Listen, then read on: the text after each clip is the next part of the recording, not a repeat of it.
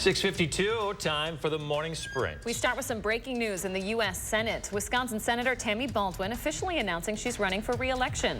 Baldwin has served in the U.S. Senate since 2013. Previously, she served in the House for Wisconsin's 2nd District. She announced in a statement today, quote, Wisconsinites need someone who can fight and win. Baldwin is local, a graduate of West High and a former member of Dane County's Board of Supervisors. She is up for re-election next fall. 2 Dane County committees given their approval to 2 separate plans to fund the jail consolidation project. One resolution would allow the county to repurpose $10 million previously approved for a couple different projects.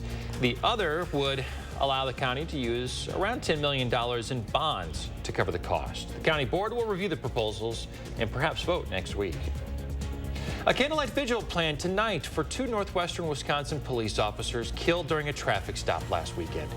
The funeral service is planned for Saturday with a visitation for Hunter Scheel and Emily Breidenbach from 9 to 1. It's at Cameron High School. Breidenbach had worked in law enforcement for 5 years, including 9 months with Stoughton Police. A live look at the Merrimack Ferry. It remains closed this morning, fairly late for the season. The DOT sent out an alert letting the public know it will remain closed due to repairs. There's still no clear date on when it will reopen. The Dane County Humane Society helping out shelters in the south affected by recent tornadoes. 20 dogs are headed to Wisconsin from Arkansas. 5 of those will come to Dane County. That clears up space in shelters down south after a surge of lost pets are expected. DCHS will also take in 20 dogs from Texas who are at risk of being euthanized. The city of Madison holding a controlled burn at Olin Park. Take a look. It was done to maintain the habitat by removing dead leaf litter on the ground so more native plants can grow. The burn also helps keep wood species like raspberries and cherry trees from taking over. This is one of the last days for controlled burns this week since the weather is about to turn drier and windier. The Democratic National Convention coming to Chicago. It puts both major parties' conventions in the Midwest.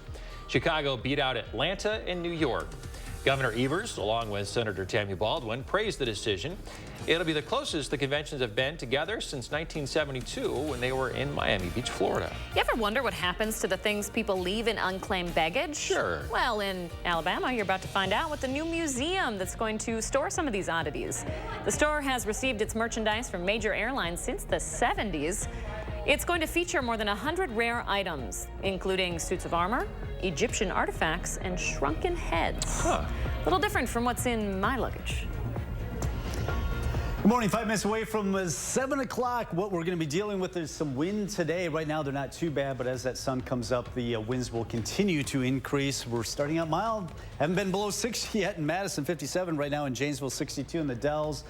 Winds will be out of the southwest. Quickly, our temperatures will rise to the 60s. I think by the noon hour, we'll be up into the lower 70s. Headed into the upper 70s, getting close to 80 this afternoon. Not quite the record of 86 for this day, but still unseasonably warm weather, feeling more like summer as opposed to April. But enjoy the weather. We've got 70s and near 80 this afternoon. Just have to deal with that wind. It's coming in out of the southwest. That's what's going to boost us up. But of course, with the low humidity, we do have a high fire danger today. Therefore, a red flag warning.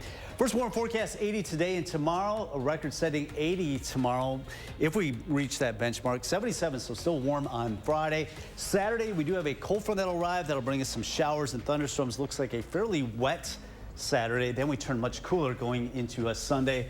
Highs only in the upper 40s and low 50s early next week before rebounding into the 60s by Wednesday. Get outside and enjoy these next couple days. I love it. Yeah. Me too. All right, we're back in 30 minutes with another update.